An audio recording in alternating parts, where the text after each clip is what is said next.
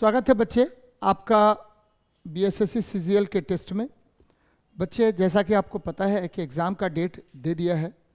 Exam का date ना कहें, एक तरह से एक लेटर जो है सेंटर के लिए बीएसएससी ने ये कर दिया है, अनाउंसमेंट किया है सेंटर के लिए डेट। तो उसी में दिया गया है कि सितंबर अक्टूबर में हो सकता है, अक्टूबर के लास्ट तक में आपको एग्ज़ाम हो सकती है। तो आप लोग ध्यान में रखें, लगातार पढ़ें और बस उद्देश्य एक ही होनी चाहिए कि आपकी सफलता सुनिश्चित हो।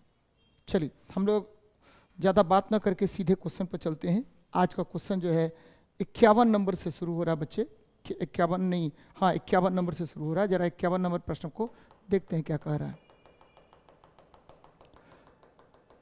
चलो देख लीजिए 51 नंबर प्रश्न को।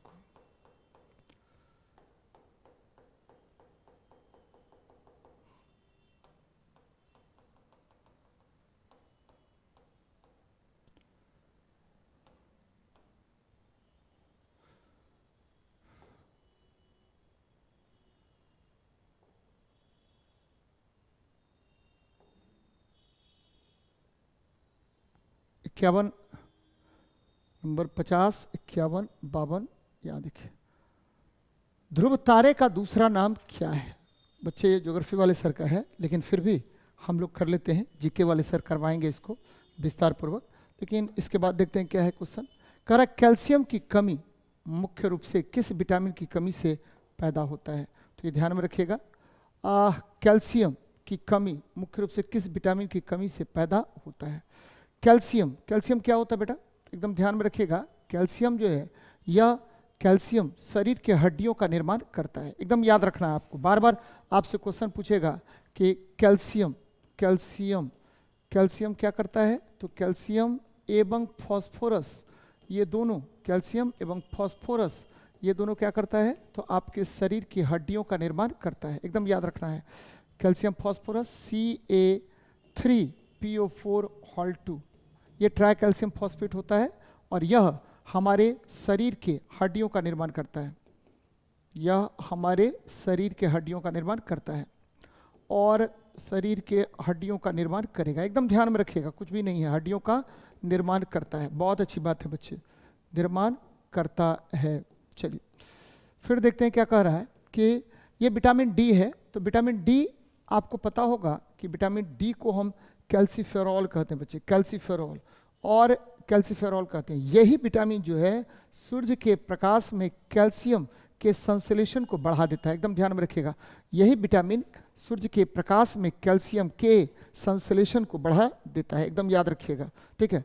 यह विटामिन कैल्सीफेरॉल, यह विटामिन सूर्य के प्रकाश में, विटामिन सूर्य के प्रकाश में, सूर्य के प्रकाश में क्या करेगा? सूर्य के प्रकाश में, ठीक है, प्रकाश में आपको कैल्शियम के अवशोषण को बढ़ा देता है। एकदम याद रखिएगा इस बात को, कैल्शियम के अवशोषण को बढ़ा देता है।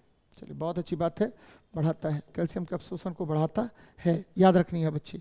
विटामिन B6 को क्या बोलते हैं? तो विटामिन B6 जो है यह क्या होता है?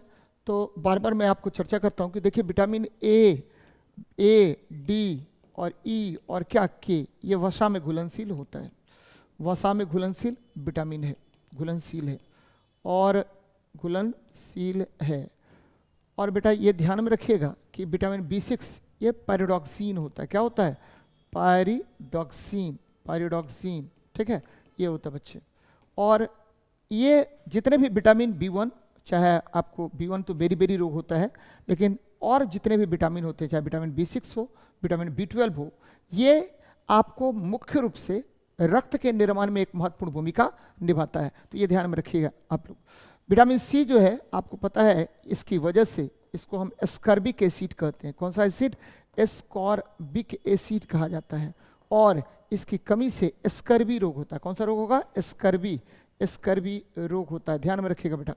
और विटामिन ए को हम क्या कहते हैं? रेटिनॉल कहते हैं। इसकी कमी से रतौंधी होता है। क्या होगा? रतौंधी होगा। तो ये बातें याद रखिए, बहुत इंपॉर्टेंट है आपके लिए। नेक्स्ट देखते हैं, यहाँ देखिए क्या कह रहा है। किस प्रकार के विन्यास के मध्य सिरा के दोनों ओर जाल जैसा डिजाइन होता है बच्चे?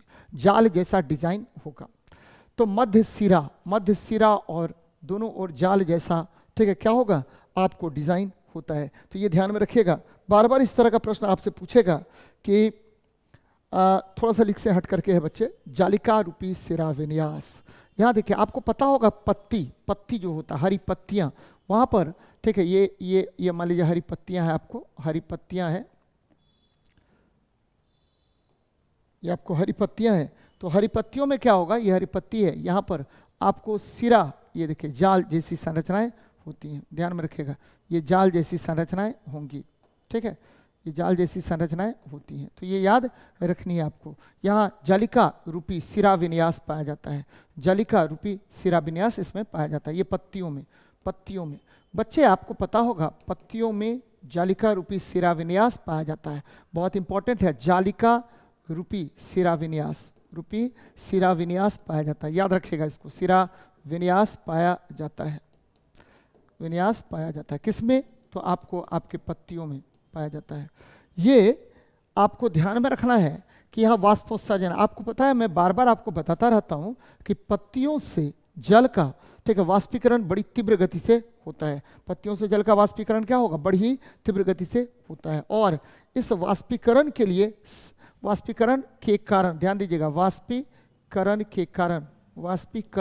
के कारण क्या होगा, तो वाष्पीकरण के कारण आपको सक्शन फोर्स काम करता है, चूसक बल लगता है। कौन बल लगेगा, चूसक बल लगता है, याद रखना बच्चे, चूसक बल लगता है। और यहीं से चूसक बल लगता है, और यहीं से, ठीक है, आपको वाष्पोत्सर्जन होता है, वाष्पोत्सर्जन होगा, यहीं से चूसक बल लगेगा, और यहीं से, ठीक है, आपको क्या होता है, यहीं से, ठीक है, वाष्पोत्सर्जन या वाष्पीकरण की प्रक्रिया तीव्र होती है, वाष्पोत्सर्जन होता है। तो ये ध्यान में रखिएगा, वाष्पोत्सर्जन होता है और होता है। बच्चे ये दो बातें और आपको ध्यान में रखनी है, एक क्या है कि आपको एक हम लेते हैं ग्रेना और दूसरा लेते हैं क्या, स्ट्रोमा। मैं बार बार आपको बताता रहता हूं कि ये देखिए ग्रेना और स्ट्रोमा बड़ा इंपॉर्टेंट है, इसमें, ठीक है, प्रकाशिक रासायनिक अभिक्रिया होगा, ठीक है, प्रकाशिक अभिक्रिया होगा, यानी प्रकाश संश्लेषण के दो अभिक्रियाएं होती हैं, एक होता है प्रकाशिक अभिक्रिया और दूसरा क्या होता है, तो स्ट्रोमा में आपको डार्क रिएक्शन होगा, यानी स्ट्रोमा क्या होगा, स्ट्रोमा में आपको डार्क रिएक्शन होता है, और यहाँ अप्रकाशिक अभिक्रिया होती है, अप्रकाशिक अभिक्रिया होगा, ये बातें याद रखिएगा, अप्रकाशिक अभिक्रिया होता है, इसको बोलते हैं क्या, तो डार्क रिएक्शन कहा जाता है, डार्क रिएक्शन। तो ग्रेना में प्रकाशिक अभिक्रिया और स्ट्रोमा में अप्रकाशिक अभिक्रिया यानी डार्क रिएक्शन होगा। और यहाँ पर याद रखना है फोटोलिसिस ऑफ वाटर होता है, ध्यान में रखिएगा, फोटोलिसिस ऑफ वाटर यानी जल टूटता है, फोटोलिसिस ऑफ वाटर होता है, जल का विखंडन होता है, ध्यान में रखिएगा, जल का विखंडन होगा। स्ट्रोमा में क्या होगा, तो आपको ग्लूकोज का दहन होता है बच्चे, तो ये बातें याद रखिएगा, दहन होगा कहाँ पर, तो आपके, ठीक है, स्ट्रोमा में। तो ये बातें बार बार आपसे पूछेगा, याद भी रखनी चाहिए, बहुत इंपॉर्टेंट है आपके लिए। तो जालिका रूपी सिरा विन्यास किस में पाया जाएगा, तो पत्तियों में, हरी पत्तियों में। आपको पता होगा हरी पत्तियों में, ये हरी पत्ती है, मान लीजिए ये हरी पत्ती है बच्चे, ये कौन सा है, हरी पत्ती है मान लेते हैं। तो इस हरी पत्ती में क्या होता है, तो आपको क्लोरोफिल पाया जाता है, क्या पाया जाएगा, क्लोरोफिल पाया जाता है, क्लोरोफिल पाया जाता है। और ये क्लोरोफिल में क्या होगा, तो बच्चे इस क्लोरोफिल में क्या होता है, तो C55H72, ठीक है, O5N4 Mg है बच्चे, इसमें मैग्नीशियम आयन होता है जो क्या करेगा, फोटोन ऊर्जा का अवशोषण के लिए आवश्यक होता है, तो ये ध्यान में रखिएगा। नेक्स्ट देखते हैं, एक बंद परिसंचरण तंत्र में रक्त पूरी तरह से गैस के भीतर संलग्न होता है। बच्चे एक हम बात कर रहे हैं, एक बंद परिसंचरण तंत्र की बात हम कह रहे हैं बच्चे। तो बंद परिसंचरण तंत्र जब भी चर्चा करेंगे तो क्या होगा, तो यहाँ पर रक्तवाहिनियाँ, ठीक है, पूरी तरह से रक्तवाहिनियों के भीतर ही संलग्न होगा। एक बंद परिसंचरण तंत्र में क्या होगा, रक्तवाहिनियां जो है, ठीक है, जनरली रक्तवाहिनियों में कौन कौन पाया जाएगा बच्चे, तो रक्तवाहिनियों में मुख्य रूप से धमनी और सिरा पाया जाता है, धमनी और सिरा पाया जाएगा। और ये धमनी क्या करता है, तो धमनी जो है, ठीक है, आपको याद रखना है कि धमनी जो है ये क्या करेगा, तो धमनी, ठीक है, शुद्ध रक्त का परिवहन करता है, शुद्ध रक्त का परिवहन करता है, एकदम याद रखिएगा, शुद्ध रक्त का परिवहन करने के लिए उत्तरदायी होता है, परिवहन करता है, किस रक्त का, तो शुद्ध रक्त का परिवहन करता है। और सिरा क्या होगा बच्चे, तो सिरा जो है यह अशुद्ध रक्त का परिवहन करता है, अशुद्ध रक्त को प्रवाहित करता, अशुद्ध रक्त, ठीक है, का परिवहन करता है। ध्यान में रखिएगा इसको, अशुद्ध रक्त का परिवहन करता है बच्चे, बहुत इंपॉर्टेंट है ये, परिवहन करता है। किस रक्त का? तो अशुद्ध रक्त का परिवहन करेगा। यहाँ देखिए कंकाल जो है, कंकाल, कंकाल क्या होता है? ये बोन्स का एक जाल बना होता है। बोन्स, बोन्स मतलब क्या हुआ? अस्थियों का, अस्थियों की एक संरचना होती है, अस्थियों की संरचना होती है, बोन्स की, अस्थियों की, बोन्स की संरचना होती है, और जिसका मुख्य कार्य क्या होता है? ढांचागत संरचना का निर्माण करना, ढांचागत संरचना बनाना, ढांचागत संरचना बनाना होता है। ठीक है, ये मुख्य रूप से इसका ये काम होता है बच्चे, संरचना बनाना इसका मुख्य कार्य होता है, बनाना होता है। अब देखिए एक चीज और ध्यान में रखिएगा कि बोन्स जब भी चर्चा करते हैं हम, तो आपको हम बताते रहते हैं कि मनुष्य में कितने बोन्स पाए जाते हैं। तो मनुष्य के शरीर में 206 बोन्स पाए जाते हैं बच्चे, और सबसे अधिक बोन्स कहाँ पर होता है? तो आपको पता होनी चाहिए कि सबसे अधिक बोन्स जो होता है अंगुलियों या हाथों में, हाथों में, पैरों में, इसमें अंगुलियों में क्या होगा? सबसे अधिक बोन्स पाए जाएंगे। और बच्चे सबसे बड़ा बोन कौन होगा? तो सबसे बड़ा बोन, एकदम याद रखिए, सबसे बड़ी अस्थि कौन होता है? तो सबसे बड़ी अस्थि होती है, एकदम याद रखना है, फीमर होगा, FEMUR, फीमर होगा। और सबसे छोटी अस्थि कौन होगी? तो सबसे छोटी अस्थि होती है कौन? तो सबसे छोटी अस्थि होती है, याद रखिएगा बच्चे, इसको बोलते हैं स्टेप्स। क्या बोलते हैं? स्टेप्स होता है, स्टेप्स सबसे छोटी अस्थि होती है। तो ये याद रखनी चाहिए, बार बार इस तरह का प्रश्न आपसे पूछेगा। यहाँ देखिए आपको दिल जो है, दिल, ठीक है, दिल जो है रक्त का, ध्यान में रखिएगा, रक्त की पंपिंग करता है। रक्त की पंपिंग करने का काम कौन करेगा? तो दिल करता है, रक्त की पंपिंग करता है बच्चे, याद रखिएगा, बार बार आपसे क्वेश्चन पूछेगा कि रक्त का पंपिंग कौन करता है? तो आपका दिल जो है रक्त को पूरे शरीर में फैलाएगा। बच्चे एक चीज़ और ध्यान में रखिएगा कि दिल यानी हृदय जो होता है एक चैम्बर में, ये हृदय है आपका, एक चैम्बर में व्यवस्थित रहता है, और इस चैम्बर को का जो आवरण होता है उसको हम पेरिकार्डियम कहते हैं। क्या कहते हैं? पेरिकार्डियम। रक्त हृदय जिस चैम्बर में बंद होता है उस चैम्बर को पेरिकार्डियम कहा जाता है। तो एकदम याद रखिएगा, बार बार इस तरह का प्रश्न आपसे पूछेगा। बच्चे विस्तार पूर्वक हम लोग डिस्कस कर रहे हैं, तो आपको एकदम हर क्वेश्चन को, ठीक है, ध्यान से देखिए और समझिए। फोटो सेल प्रकाश ऊर्जा को डैश में बदल देता है बच्चे। फोटो सेल क्या होता है बच्चे? फोटो सेल जो है ये क्या करेगा? तो फोटोन एनर्जी क्या होता है भाई? तो फोटोन एनर्जी hν होता है, hν होगा, hν को इसे किसे में बदल देगा? तो hν को ये इलेक्ट्रिकल एनर्जी में कन्वर्ट कर देता है, इलेक्ट्रिकल एनर्जी में बदल देता है। ध्यान में रखिएगा इसको, किस में बदलेगा? तो इलेक्ट्रिकल एनर्जी में बदल देने का काम करता है। और फोटो सेल जनरली क्या होता है? जनरली फोटो वोल्टेइक सेल कहते हैं, और इसमें सोलर पैनल होता है, ध्यान में रखिए बच्चे, सोलर पैनल होगा, ठीक है। आपको फोटो सेल में क्या होगा? सोलर पैनल होगा, और वो सोलर पैनल में क्या होता है? तो आपको पता होगा कि इसमें सिलिकॉन का प्लेट होता है, ये सिलिकॉन प्लेट होगा बच्चे। और ये क्या करता है? सिलिकॉन प्लेट होता है, और यही आपको फोटोन एनर्जी को अवशोषित करने का काम करता है। और इसमें प्रकाश ऊर्जा, मैंने क्या कहा कि ये विद्युत ऊर्जा में बदल जाता है। और नीचे क्या होता है? बैटरी रखा होता है, बड़े बड़े बैटरी रखे होते हैं, और ये विद्युत ऊर्जा पुनः आपको क्या बदल जाएगा? तो ये विद्युत ऊर्जा बदल जाएगा केमिकल एनर्जी में। किस में बदल जाएगा? केमिकल एनर्जी में। और फिर आपको जब जरूरत पड़ेगी तो यहाँ से केमिकल एनर्जी से क्या होगा? आपको मिलेगा पोटेंशियल, केमिकल एनर्जी से फिर इलेक्ट्रिकल एनर्जी मिलेगा। बच्चे रासायनों के कारण जो ऊर्जा होता है, यानी बैटरी में कौन सा ऊर्जा? तो बैटरी में आपको मैंने बताया कि इसमें रासायनिक ऊर्जा होगा। विद्युत ऊर्जा आपको मैंने बार बार कहा है कि ये देखिए विद्युत ऊर्जा U बराबर क्या होता है? आवेश गुना विभवांतर। एकदम याद रखिएगा बच्चे, आवेश और विभवांतर के गुणनफल को हम क्या कहते हैं? तो विद्युत ऊर्जा कहते हैं। स्थितिज ऊर्जा क्या होगा? तो स्थितिज ऊर्जा पोटेंशियल एनर्जी बराबर क्या होता है? तो mgh होता है, mgh होता है, ध्यान में रखिए बेटा, mgh, मास गुना, ठीक है, मास गुना एक्सेशन ड्यू टू ग्रेविटी गुना height from surface of earth. बच्चे तने हुए धनुष में, ठीक है, तने हुए धनुष में आपको खिंचा हुआ किसमें? तो खिंचा हुआ अगर कहें तो गुलेत में कौन सा ऊर्जा होगा? तो स्थितिज ऊर्जा होगा। उठाए गए हथौड़े में स्थितिज ऊर्जा होगा। देखिए गतिज ऊर्जा क्या होता है? तो किसी वस्तु के गति के कारण वस्तु में संचित ऊर्जा को गतिज ऊर्जा कहते हैं, और गतिज ऊर्जा ½ mv² होता है, गतिज ऊर्जा ½ mv² होता है, काइनेटिक एनर्जी। और बच्चे काइनेटिक एनर्जी को हम कैसे करते हैं, तो काइनेटिक एनर्जी बराबर होता है P²/2m होता है, और ये क्या होगा, संवेग का वर्ग बटा 2 गुना द्रव्यमान होता है। तो ये सब बातें आप याद रखिए, बहुत बहुत इंपॉर्टेंट है आपके लिए।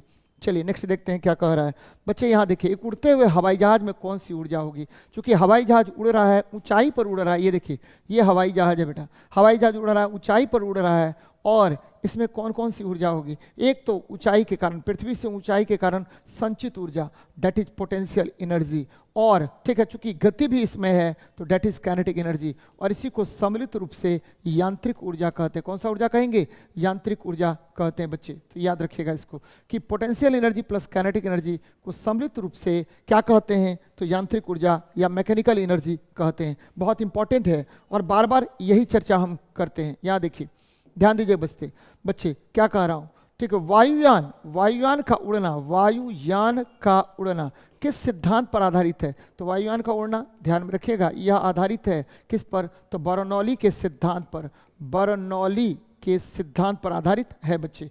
और वायुयान में जनरली हम किस ईंधन का प्रयोग करते हैं, तो वायुयान में ठीक हम गैसोलीन का प्रयोग करते हैं। वायुयान में ध्यान में रखिए बच्चे, वायुयान में क्या करेंगे, तो वायुयान में ईंधन के रूप में किसका यूज करते हैं, तो ईंधन के रूप में यूज करते हैं, ईंधन के रूप में यूज करते हैं किसका, तो रूप में आपको गैसोलीन का प्रयोग करते हैं, गैसोलीन का प्रयोग करते हैं। एकदम ध्यान में रखिएगा, बार बार आपसे एक क्वेश्चन पूछेगा, गैसोलीन का प्रयोग करते हैं। और बच्चे एयर ड्रैग फोर्स के कारण ही आपका वायुयान गति करता है, तो इसमें स्थितिज ऊर्जा तथा गतिज ऊर्जा दोनों होता है। तो एक उड़ते हुए हवाई जहाज में दोनों प्रकार की ऊर्जा होगी, पोटेंशियल एनर्जी भी और काइनेटिक एनर्जी भी होगी। चलिए नेक्स्ट देखते हैं, कह रहा HTTP का असंक्षिप्त रूप क्या है बच्चे। तो यहाँ देखिए HTTP बच्चे, बार बार मैं बताता हूँ कि ये है क्या, तो ये है हाइपर टेक्स्ट, ठीक है, ट्रांसफर प्रोटोकॉल। बच्चे हाइपर टेक्स्ट ट्रांसफर प्रोटोकॉल है, टेक्स्ट ट्रांसफर प्रोटोकॉल है, ट्रांसफर प्रोटोकॉल होता है। बच्चे आपको पता होगा कि ठीक है आपका जो वेबसाइट होता है, वेबसाइट वहाँ पर कोई भी चीज़ आप टाइप करते होंगे तो देखिएगा लिखा हो रहता है HTTP, ठीक है, तो आपको सेमीकोलन और स्लैश और कुछ भी रहेगा, जैसे कंपटीशन व्यू learningaccademy.com मान लीजिए लिखा हुआ है।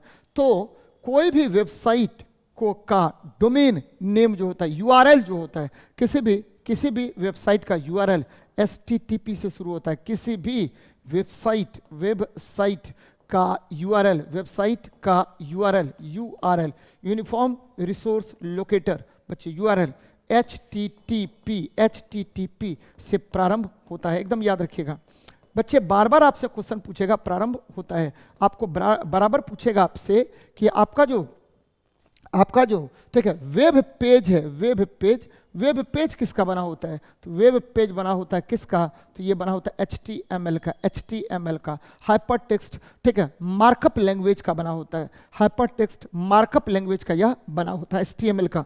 किसी भी वेबसाइट जो बना होता है बच्चे, ध्यान में रखिएगा कि वेबसाइट का पहला पेज जो है वो होम पेज कहलाता है। क्या कहलाएगा, होम पेज कहलाएगा। तो यहाँ देखिए हाइपर टेक्स्ट ट्रांसफर प्रोटोकॉल बच्चे, तो हम किसी भी चीज़ को अगर भेजते हैं कहीं तो इंटरनेट पर एक प्रोटोकॉल का प्रयोग करके भेजते हैं, और उस प्रोटोकॉल में आपको पता है TCP ट्रांसफर कंट्रोल प्रोटोकॉल या IP इंटरनेट प्रोटोकॉल का प्रयोग भी किया जाता है। तो ये ध्यान में आपको रखनी चाहिए, बार बार इस तरह का प्रश्न आपसे पूछेगा। तो हाइपर टेक्स्ट ट्रांसफर प्रोटोकॉल हो गया बेटा।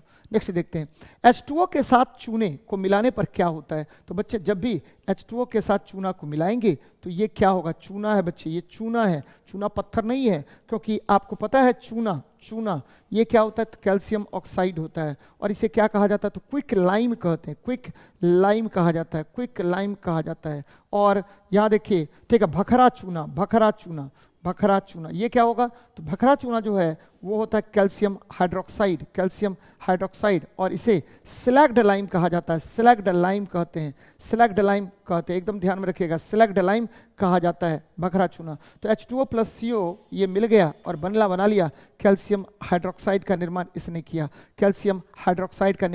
और इसे बुझा हुआ चूना कहते हैं बच्चे। इसको क्या कहते हैं, तो बुझा हुआ चूना कहा जाता है। तो ये ध्यान में रखिएगा, बार बार आपको क्वेश्चन आएगा। और यहाँ पर एक और वर्ड है लाइम वाटर, ठीक है, बुझा हुआ चूना या लाइम वाटर होता है बच्चे, लाइम वाटर भी आपको होगा।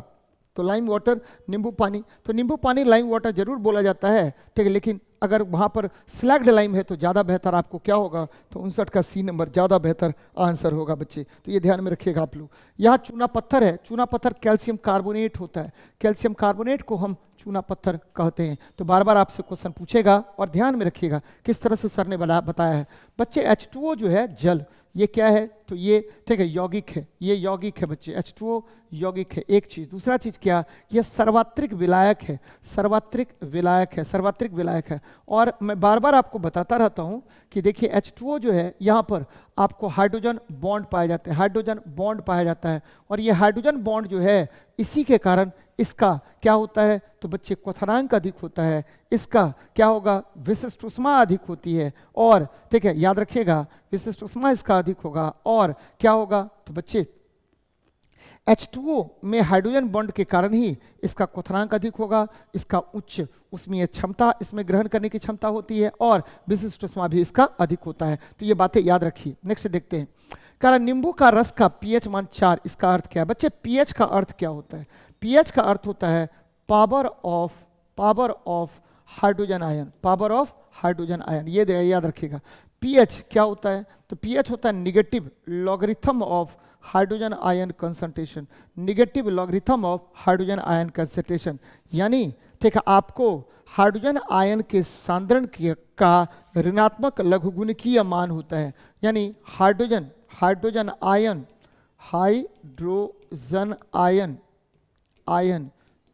हाइड्रोजन आयन के सांद्रण, हाइड्रोजन आयन के सांद्रण का ऋणात्मक लघुगुणकीय मान होगा, लघुगुणकीय मान, गुणकीय मान को हम क्या कहते हैं, तो लघुगुणकीय मान को हम क्या कहेंगे, तो बच्चे इसको हम पीएच कहते हैं। और पीएच का मान कहाँ से कहाँ तक होता है, तो पीएच का मान होगा 0 से लेकर के 14 तक।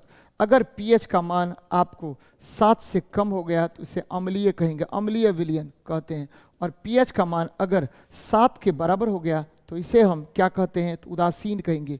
और पीएच का मान अगर 7 से कम हो गया, पीएच का मान अगर 7 से कम हो गया बेटा, 7 से अधिक हो गया तो इसको हम क्षारीय विलयन कहते हैं। कौन सा विलयन कहेंगे, क्षारीय कहेंगे। तो यहाँ देखिए क्षारीयक, ठीक है, पीएच का मान 4 होगा तो अम्लीय हो जाएगा, क्या होगा, अम्लीय। अब वो भी प्रबल अम्लीय बच्चे, प्रबल अम्लीय में वर्ड यूज कर रहा हूं, स्ट्रॉन्ग एसिडिक हो जाएगा, स्ट्रॉन्ग एसिडिक हो जाएगा, स्ट्रॉन्ग एसिडिक, प्रबल अम्लीय हो जाएगा। और आपको ये पता होनी चाहिए कि प्रबल अम्लीय का मतलब क्या होता है। प्रबल अम्लीय का मतलब होता है कि आपका पीएच मान जो है अगर क्या हो जाए तो 4 से कम हो, लेस देन 4 या 4 के बराबर हो, तो बच्चे इसको हम क्या बोलते हैं, प्रबल अम्लीय। अगर पीएच का मान 4 से 7 के बीच हो, ठीक है, आपको पीएच का मान किसके बीच हो, तो पीएच बराबर हो जाए किसके, तो 4 से 7 के बीच, तो आपको क्या होगा, तो वीक एसिडिक होगा, यानी आपको निर्बल अम्लीय होगा, वीक एसिडिक इसको कहते हैं। तो ये बातें याद रखिएगा, बार बार आपसे प्रश्न इस तरह का पूछेगा, तो ध्यान में रखिएगा बेटा, बहुत इंपॉर्टेंट है। चलिए नेक्स्ट देखते हैं। कह रहा वन मुख्यतः किस प्रकार मृदा को बहाए जाने अथवा कटाव से बचाते हैं। आसान क्वेश्चन है बच्चे। वन जो है मृदा को बांध कर रखता है, वन जो है ठीक है मृदा को बांध कर रखेगा। आपको पता है कि वन अगर किसी स्थान विशेष से कट जाता है तो वहाँ क्या होगा, तो वहाँ बाढ़ आने की संभावना बहुत ज़्यादा बढ़ जाती है, मिट्टी का कटाव बहुत अधिक बढ़ जाता है। तो ये बातें याद रखिएगा, मिट्टी का कटाव बहुत अधिक बढ़ जाएगा। तो इस 61 का क्या होगा आंसर, तो 61 का 1 होगा, यानी वन के वृक्षों के जड़ों के द्वारा जो मृदा को बांध कर रखते हैं, एकदम ध्यान में रखिएगा, मृदा को क्या करेगा, बांध कर रखेगा। मृदा मतलब क्या हुआ, तो मृदा जो है ये लेटराइट चट्टानों के टूटने से बनता है, लेटराइट चट्टानों के टूटने से यह बनेगा, चट्टानों के टूटने से यह बनता है, ध्यान में रखिएगा, टूटने से बनता है। कौन, मृदा बनेगा बच्चे, बनता है किससे, तो लेटराइट चट्टानों के टूटने से बनता है। तो बार बार इस तरह का क्वेश्चन याद रखिएगा। और यह भी ध्यान में रखिएगा कि मृदा आपके अजैव घटक में आता है बच्चे, अजैव घटक जैसे ठीक है जल, वायु, ठीक है, मृदा, ये सब क्या है, अजैव घटक है। यानी पारिस्थितिक तंत्र में 2 प्रकार के घटक होते हैं, एक होता है जैव घटक, दूसरा होता है अजैव घटक। तो ये अजैव घटक की श्रेणी में आता है। नेक्स्ट देखते हैं क्या कह रहा है। निम्नलिखित में से किसकी टेलीस्कोप को बनाने में, उनके सुधार में मुख्य भूमिका थी बच्चे? गैलीलियो। सबसे पहले टेलीस्कोप का निर्माण किसने किया? तो टेलीस्कोप का निर्माण सर्वप्रथम आपको याद रखना है कि गैलीलियो ने किया था। गैलीलियो ने किया था, टेलीस्कोप का निर्माण गैलीलियो ने किया था, और इन्होंने गैलीलियन टेलीस्कोप का निर्माण किया था बच्चे। गैलीलियन टेलीस्कोप का निर्माण किया था, और इसके द्वारा इन्होंने पूरे ब्रह्मांड का अध्ययन किया था बच्चे। अध्ययन किया था किसका? ब्रह्मांड का। और इनका जो गैलीलियन टेलीस्कोप था, इसमें एक उत्तल और एक अवतल लेंस होता है। एक उत्तल तथा एक अवतल लेंस होता है, ध्यान में रखिएगा, ठीक है। गैलीलियन टेलीस्कोप में एक उत्तल तथा एक अवतल लेंस होगा। यकीन मानिए बच्चे, हम लोग का बस एक ही उद्देश्य है, आपकी सफलता को सुनिश्चित करना, और इसी में मैं बार बार लगा हुआ भी हूँ और लगातार टेस्ट भी ले रहा हूँ। चलिए देखिए, 37 नंबर टेस्ट हम लोग ले रहे हैं, ऑनलाइन 17 नंबर। एडिसन जो है, एडिसन ने विद्युत बल्ब का निर्माण किया था। विद्युत बल्ब का निर्माण इन्होंने किया था बच्चे। न्यूटन ने गति का नियम दिया था। गति का नियम दिया, ध्यान में रखिएगा। वो गति का नियम किसने दिया था? तो न्यूटन ने दिया था। और मार्कोनी ने रेडियो वेव्स की खोज की थी। रेडियो तरंग बच्चे, रेडियो तरंग की इन्होंने क्या की थी? खोज की थी। तो ध्यान में रखनी चाहिए आपको, बार बार इस तरह का प्रश्न पूछेगा बच्चे। एकदम याद रखना है कि टेलीस्कोप जो है दूरस्थ वस्तुओं को देखने में उपयोगी होता है, और टेलीस्कोप मुख्य रूप से दो प्रकार के होते हैं। एक होता है कौन सा? तो बच्चे खगोलीय दूरबीन, ठीक है। खगोलीय दूरबीन का निर्माण केपलर ने किया था, एस्ट्रोनॉमिकल टेलीस्कोप, और उसमें दो उत्तल लेंस होते हैं। जो वस्तु के निकट होगा उसे अभिदृश्यक, और जो ठीक है आपको नेत्र के निकट होगा उसे नेत्रिका या आईपीस कहते हैं। तो ये ध्यान में रखिएगा। नेक्स्ट देखते हैं, चलिए ये देख लीजिए, ये आर्ट्स है, यहाँ देख लीजिए, ठीक है। ये भी आर्ट्स है बच्चे। इंडिया एट रेस्ट, ये भी आर्ट्स है। यहां देखिए, क्या होगा यदि दो चुंबकों को के समान ध्रुवों को एक साथ लाया जाता है? तो बच्चे आपको पता है कि यदि चुंबक क्या होता है? चुंबक में दो ध्रुव होते हैं, ध्यान में रखिए बच्चे। चुंबक में कितने ध्रुव होते हैं? तो दो ध्रुव होते हैं। और चुंबक जो है, चुंबक ये क्या करता है? तो चुंबक आपको क्या करेगा? तो लौह चुंबकीय पदार्थों को, चुंबकीय पदार्थों को क्या करेगा? चुंबक आकर्षित करेगा। चुंबक क्या करेगा? चुंबकीय पदार्थों को आकर्षित करता है। चुंबकीय पदार्थों को क्या करेगा? चुंबकीय पदार्थों को क्या करता? आकर्षित करता है। पदार्थों को आकर्षित करने का काम करता है, को आकर्षित करता है। ध्यान में रखिएगा बच्चे, आकर्षित करता है। चुंबकीय पदार्थों को आकर्षित करने का काम करता है, ठीक है। ये देखिए कह रहा है कि चुंबकीय पदार्थों को आकर्षित करेगा बच्चे।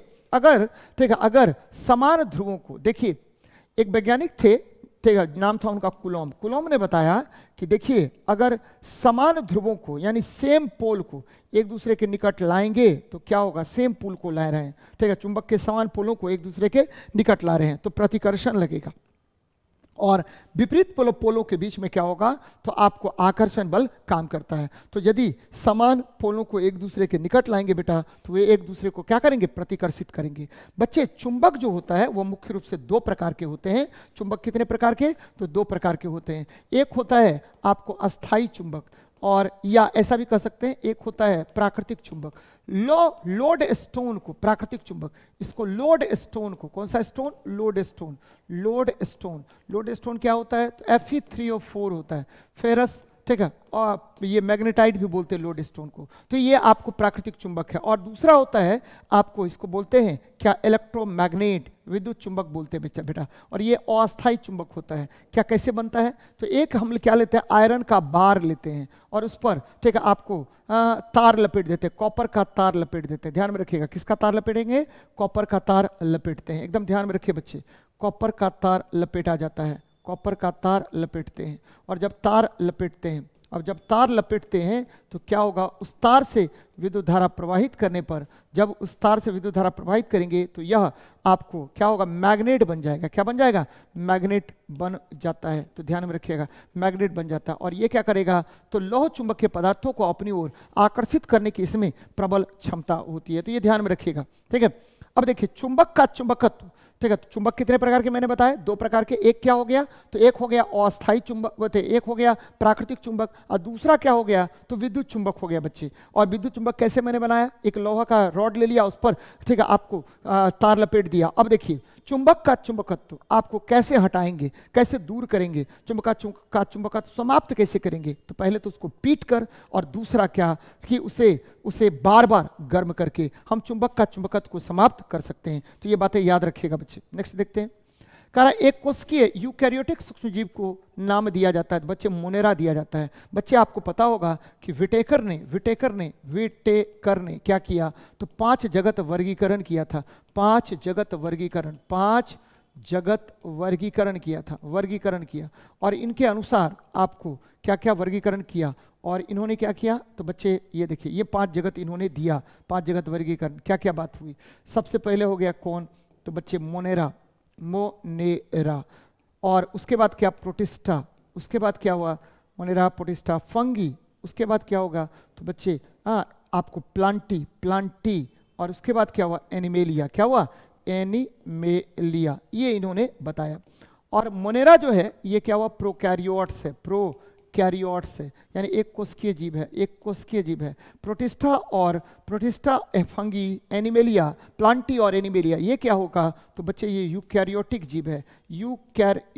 जीव होता है और इसमें केंद्रक जो है पूर्णतः विकसित होता है। ध्यान में रखिएगा, केंद्रक क्या होगा, पूर्णतः विकसित होता है। ध्यान में रखिएगा, पूर्णतः विकसित होगा। और इसमें क्या होगा, केंद्रक पूर्णतः विकसित नहीं होता है। तो बच्चे कवक जो है, कवक का अध्ययन माइकोलॉजी कहलाता है, माइकोलॉजी। और ये देखिए थैलोफाइटा में क्या होगा, सवाल जो है वो आता है थैलोफाइटा में, तो ध्यान में रखिएगा बच्चे, ठीक है थैलोफाइटा। और आपको पता होगा कि ठीक है एक होता है जिम्नोस्पर्म, तो एक होता है क्रिप्टोगेम्स यानी ना तो पुष्प होगा ना तो तना होगा, ऐसे पादप को हम क्या बोलते हैं, क्रिप्टोगेम्स कहते हैं। क्रिप्टोगेम्स में क्या होगा बेटा, तो टेरिडोफाइटा, थैलोफाइटा ये सब इसमें पाया जाता है। तो ये ध्यान में रखिएगा, बार बार आपसे प्रश्न पूछेगा। नेक्स्ट देखते हैं, उपास्थि एक क्या है, तो आपको कोमल उत्तक है, क्या है कोमल मुलायम है बच्चे, कोमल या मुलायम होता है। और उपास्थि इसको बोलते हैं कार्टिलेजिस, क्या बोलेंगे कार्टिलेजिस कहा जाता है। और उपास्थि ध्यान में रखिएगा, उपास्थि किसका बना होता है, तो बच्चे ये जो है ये कान या मुलायम हड्डी जो है ये उपास्थि के बने होंगे, कान नाक ये सब क्या हुआ उपास्थि के बने होते हैं, मुड़ जाता है मुलायम होता है बच्चे, तो ध्यान में रखिएगा मुलायम होगा। तो बार बार इस तरह का प्रश्न आपसे पूछेगा। अब देखिए आपको पता होगा कार्टिलेजेस, बच्चे मैंने बार बार आपको बताया है कि देखिए अगर अस्थि की बात करेगा, अस्थि प्लस अस्थि की बात करेगा तो ये किससे जुड़ा होता है, तो अस्थि प्लस अस्थि जुड़ा होता है किससे, तो बच्चे लिगामेंट से, ठीक है लिगामेंट से। इसको बोलते हैं स्नायु, क्या बोलेंगे स्नायु बोलते हैं। और अस्थि और मांसपेशी ये किसका जुड़ा होगा, तो मांसपेशी ये जुड़ा होगा किससे, तो बच्चे ये जुड़ा होता है आपको टेंडन से, किससे जुड़ा होगा टेंडन से। और इसको बोलते हैं कंडरा, क्या बोलेंगे कंडरा कहा जाता है। तो ये ध्यान में रखिएगा बार बार। और हड्डियां काफ़ी कठोर होती हैं, मजबूत होती हैं, हड्डियां काफ़ी अधिक कठोर और मजबूत होगा। तो ये बातें बार बार मैं आपको बता रहा हूँ और आपको याद रखनी चाहिए। चलिए नेक्स्ट देखते हैं क्या कह रहा है, नेक्स्ट देखिए, ठीक है। तो यहाँ देख लीजिए बच्चे क्या कह रहा है क्वेश्चन में कह रहा है निम्न में से आपको बीमार बना सकता है यदि आप एक संक्रमित व्यक्ति के संपर्क में आते हैं। बच्चे आपको पता है कि पोलियो पॉलीमेलिटस वायरस से होता है, और ये संक्रामक रोग नहीं है बच्चे, संक्रामक रोग नहीं है। और ये देखिए ये क्या होगा, तो आपको तंत्रिका तंत्र को प्रभावित करता है, तंत्रिका तंत्र को प्रभावित करने का काम करता है, तंत्रिका तंत्र को प्रभावित करता है कौन, तो आपको ठीक है आपका पोलियो। ध्यान में रखिएगा पोलियो किसको प्रभावित करेगा, तो तंत्रिका तंत्र को प्रभावित करता है, एकदम याद रखिएगा तंत्रिका तंत्र को प्रभावित करता है कौन, पोलियो। अब आते हैं इन्फ्लुएंजा पर आइए। तो इन्फ्लुएंजा जो है ध्यान में रखिएगा, इन्फ्लुएंजा क्या करेगा, तो ये ठीक है संक्रामक रोग है, क्या है संक्रामक रोग है बच्चे, संक्रामक। और इसकी वजह से क्या होता है संक्रामक रोग, ये तीव्र गति से फैलता है बच्चे। और अगर परिवार में एक व्यक्ति को होगा तो इन्फ्लुएंजाई वायरस से होता है, इन्फ्लुएंजाई वायरस से यह रोग होता है। ध्यान में रखिएगा किस वायरस से होगा, तो इन्फ्लुएंजाई वायरस से यह रोग होता है। बार बार आपको इस तरह का प्रश्न आएगा। कैंसर होता है किसकी वजह से, तो बच्चे कैंसर जो है ओन्कोजीन्स की वजह से होता है, ओन्कोजीन की वजह से क्या होगा, तो कैंसर होगा, ओन्कोजीन के कारण क्या होगा कैंसर। और कैंसर का अध्ययन जो है, कैंसर का अध्ययन ओन्कोलॉजी कहलाता है। कैंसर का अध्ययन क्या कहलाएगा, तो कैंसर का अध्ययन कहलाता है ओन्कोलॉजी कहलाता है। तो ये बातें याद रखिए बार बार। उच्च रक्तचाप किसकी वजह से होता है, तो कोलेस्ट्रॉल के कारण होगा, कोलेस्ट्रॉल कोलेस्टेरॉल के कारण आपको क्या होगा, तो बच्चे उच्च रक्तचाप होता है। तो ये ध्यान में रखिएगा, बार बार इस तरह का प्रश्न आपसे पूछेगा। नेक्स्ट देखिए, मानव का मुख्य उत्सर्जी उत्पाद कौन होता है? तो मानव का मुख्य उत्सर्जी उत्पाद, ध्यान में रखिए बच्चे कि मानव का मुख्य उत्सर्जी उत्पाद कौन होता है। तो ये याद रखनी चाहिए कि मानव का मुख्य उत्सर्जी उत्पाद कौन होगा, तो यूरिया होगा। कौन होगा? यूरिया होता है। तो बार बार आपसे प्रश्न इस तरह का पूछेगा कि भैया मानव का मुख्य उत्सर्जी पदार्थ कौन होता है, तो यूरिया होता है, यूरिया होता है, यूरिया होगा, यूरिया होता है बच्चे। और यूरिया का संश्लेषण, यूरिया का संश्लेषण कहाँ से होता है? तो यूरिया का संश्लेषण जो होता है वह, ठीक है, आपको लीवर में होता है। किसमें होगा? लीवर में। और ये चक्र का नाम है ऑर्निथिन साइकिल, ऑर्निथिन साइकिल होता है, ऑर्निथिन साइकिल होता है, जिस यहाँ पर क्या होगा, तो आपको यूरिया का संश्लेषण मुख्य रूप से होता है। अमोनिया देखिए, अमोनिया मतलब NH3 होगा, अमोनिया मतलब NH3। और जितना भी आपको, जैसे मछली है तो मछली जो है आपको क्या होगा, एमनियोलिटिक जीव होता है बच्चे। यूरिक अम्ल, आपको पता है कि पक्षी जो है यूरिक एसिड का उत्सर्जी पदार्थ उसका होता है, यूरिक एसिड उत्सर्जी पदार्थ होता है। और कार्बन डाइऑक्साइड, आपको पता है कार्बन डाइऑक्साइड भी हम लोग क्या करते हैं, हम लोग सांस भी लेते हैं, हमारे लिए बहुत उपयोगी भी कार्बन डाइऑक्साइड गैस है। तो ये बड़ा इंपॉर्टेंट क्वेश्चन है बच्चे। तो क्या होगा, मनुष्य के लिए सबसे उत्सर्जी पदार्थ यूरिया हो गया। क्या हो गया? यूरिया हो गया। और यूरिया का संश्लेषण लीवर में ऑर्निथिन साइकिल के द्वारा होता है। और जब मूत्र के द्वारा यूरिया बाहर निकलेगा, मूत्र के द्वारा यूरिया बाहर निकलता है, यूरिया बाहर निकलेगा, तो ये क्या होगा, अपघटित होकर यूरिया बाहर निकलता है, तो ये अपघटित होता है, निकलता है तो अपघटित हो जाता है, तो अपघटित हो जाएगा, अपघटित होता है। और ये क्या बना लेगा, तो ये बना लेगा, ध्यान में रखना बेटा, ये क्या बना लेगा, तो ये बना लेगा क्या, तो याद रखिए, बार बार क्वेश्चन देखे याद रखिएगा, ये बना लेगा अमोनिया का निर्माण कर लेगा, अमोनिया का अपघटित होने के बाद, और एक विषैला गंध यहाँ पर उत्पन्न होगा। तो ये बातें याद रखिएगा। चलिए नेक्स्ट देखते हैं। कह रहा गहरे सागर में गोताखोर इसलिए विशिष्ट सूट पहनते हैं क्योंकि आपको पता है बेटा, मैं बार बार आपको बताता रहता हूं कि ये देखिए, ये गहरा सागर है, गहरा सागर है। सागर में जैसे जैसे नीचे की ओर गमन करेंगे तो आपको दाब का मान क्या होगा, बढ़ जाएगा, दाब का मान क्या होगा, बढ़ जाएगा, ठीक है, जिसके कारण रक्तवाहिनियों के फटने की संभावना होती है। रक्तवाहिनियां आपको क्या होगी, फट जाएगी, रक्तवाहिनियां ये फटने की संभावना होती है, फटने की संभावना रहती है, फटने की संभावना रहती है बच्चे, संभावना रहती है, जिसके कारण क्या होता है, तो आपको, ठीक है, इतना ज्यादा दाब का मान हो जाएगा। उस दाब से बचने के लिए, समुद्र के उच्च दाब से बचने के लिए हमको क्या करना पड़ेगा, तो एक विशेष प्रकार का सूट पहनना पड़ेगा, और ठीक है, उसी से बचाव होगा। मैंने क्या बताया बच्चे कि देखिए, अगर हम बात करें, ठीक है, यहां पर देखिए सतह के ऊपर तो केवल वायुमंडलीय दाब होगा, सतह के ऊपर क्या होगा, केवल वायुमंडलीय दाब होगा। और जैसे जैसे गहराई में जाएंगे तो दाब का मान आपको बढ़ने लगेगा,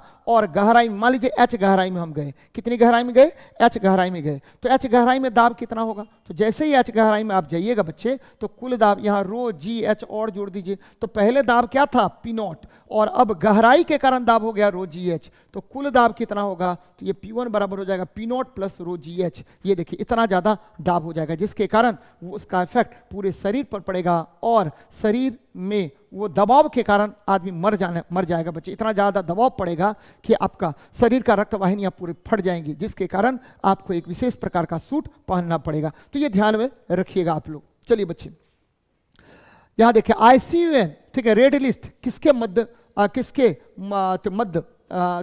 रेड लिस्ट इसमें मध्य करती है बच्चे, मर्ज करती है, या कौन कौन सा रेड लिस्ट में वो नामकरण करेगी। ये देखिए IUCN, ठीक है, IUCN क्या होता है, IUCN तो इंटरनेशनल, ठीक है, इंटरनेशनल कन्वेंशन ऑफ, ये क्या हो जाएगा बच्चे, ये देखिए पूरा इसका फुल फॉर्म क्या हो जाएगा, IUCN की बात कर रहे हैं, तो IUCN की बात करें। ये आपको पता है कि हमारा जो नेचर है, conservation of nature, international conservation of nature जो संस्था है, वो आपको क्या करती है, तो जारी करती है, किसका, तो एक रेड लिस्ट जारी करती है, जिसमें अलग अलग जीवों का को, जो इंडेंजर्ड जीव हैं, ठीक, उसका एक रेड लिस्ट जारी करती है बच्चे, ठीक है, ध्यान में रखिएगा, उसका एक रेड लिस्ट जारी करेगी। तो इसी रेड लिस्ट को हम लोग क्या कहते हैं, तो कौन जारी करता है, तो international union for conservation of nature, ठीक है, ये देखिए ICUN, इंटरनेशनल, ठीक है, international union for conservation of nature जारी करता है बच्चे, एकदम ध्यान में रखिएगा, international union for conservation of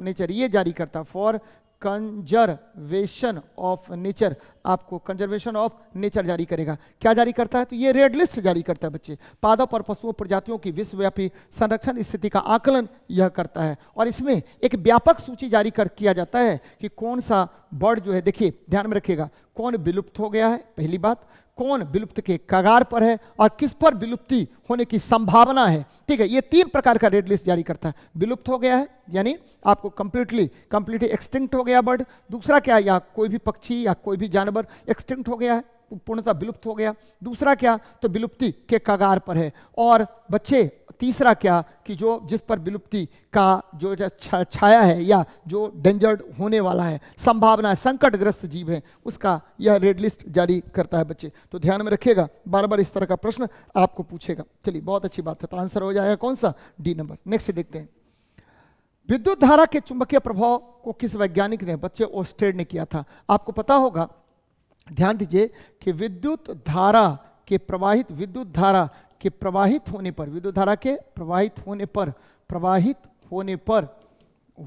पर उसके चारों ओर चुंबकीय क्षेत्र उत्पन्न हो जाता है, चुंबकीय क्षेत्र उत्पन्न होता है। ये किसने कहा, तो ओस्टेड ने कहा था, ये कहा ओस्टेड ने, ध्यान में रखिए बच्चे, ओस्टेड ने यह कहा था कि देखिए अगर कोई चालक तार है, उससे आप विद्युत धारा प्रवाहित कीजिए तो उसके चारों तरफ अपने आप चुंबकीय क्षेत्र उत्पन्न हो जाएगा, ठीक है, ये बातें कहा था किसने, ओस्टेड ने। बच्चे माइकल फैराडे ने क्या कहा था, तो विद्युत अपघटन का सिद्धांत दिया था, विद्युत अपघटन का उन्होंने सिद्धांत दिया था, विद्युत अपघटन। इन्होंने विद्युत चुंबकीय प्रेरण का भी सिद्धांत दिया था, विद्युत चुंबकीय प्रेरण का भी सिद्धांत दिया इन्होंने, फैराडे ने बहुत सारा काम किया था बच्चे, ठीक है, ध्यान में रखिएगा। रदरफोर्ड ने, ठीक है, आपको परमाणु के नाभिक का सिद्धांत दिया था, परमाणु के नाभिक का सिद्धांत किसने दिया, तो परमाणु के नाभिक का सिद्धांत दिया था रदरफोर्ड ने। तो ये बातें याद रखिएगा, सिद्धांत दिया था, किसने दिया, तो रदरफोर्ड ने दिया था। चलिए आगे बढ़ते हैं, नेक्स्ट देखिए, जल में क्षार के विलयन की प्रक्रिया क्या होती है। बच्चे जल में चाहे अम्ल दीजिए, जल में चाहे क्षार दीजिए, दोनों केस में आपको क्या होता है, तो यह एक विस्फोटक प्रक्रिया होती है बच्चे, और इस प्रक्रिया में बहुत तीव्र गति से क्या होगा, उष्मा उत्पन्न होगा, और ये उष्मा क्षेपीय अभिक्रिया है, याद रखना है। जल में ठीक है क्षार, बहुत अच्छी बात है बच्चे, या जल में अम्ल, दोनों केस में, जल में अम्ल दोनों केस में, या क्या होगा, तो आपको तीव्र उष्मा उत्पन्न करता है, तीव्र उष्मा उत्पन्न करता है, क्या करेगा, तीव्र उष्मा उत्पन्न करता है, और इसी के कारण इसे उष्माक्षेपी अभिक्रिया कहते हैं। कौन सा अभिक्रिया, उष्माक्षेपी अभिक्रिया कहते हैं, याद रखिए बच्चे, उष्माक्षेपी अभिक्रिया इसे कहा जाता है, ठीक है।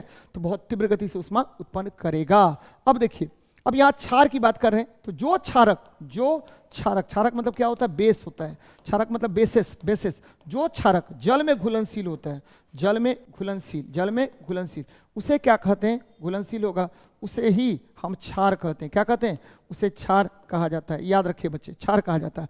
और बेसिस किसको बोलते हैं, क्षारक किसको बोलते हैं, तो जो जल में OH माइनस आयन देगा, ठीक है, जो जल में OH माइनस आयन देगा, जो लाल लिटमस पत्र को क्या कर देगा, नीला कर देगा, ठीक है, और जो प्रोटॉन को क्या करता है, ग्रहण करता है, लेकिन इलेक्ट्रॉन त्यागता है, जो फिनोप्थेलिन को गुलाबी कर देता है, मिथाइल ऑरेंज को पीला कर देता है, जो हल्दी को लाल कर देता है, ऐसे पदार्थ को हम क्या कहते हैं, तो बच्चे क्षारक कहते हैं, ध्यान में रखिएगा। चलिए, लैक्टोबैसिलस किसमें विशेष भूमिका निभाता है, तो बच्चे दूध से दही में। केक और ब्रेड बनाने में आपको पता है कवक का प्रयोग करते हैं हम लोग, कवक, या आपको कार्बन डाइऑक्साइड गैस भी यूज होता है।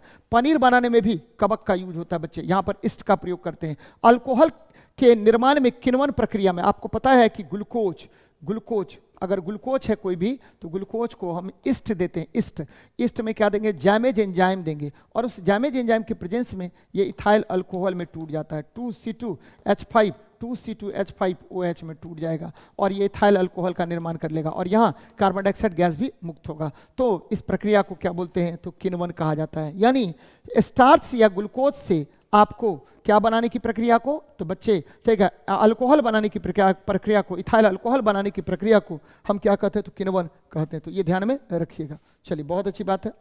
नेक्स्ट क्लास में बात करेंगे हम लोग और भी। बच्चे, मैं बार बार बोल रहा हूं कि देखिए, लगातार टेस्ट हम लोग ले रहे हैं।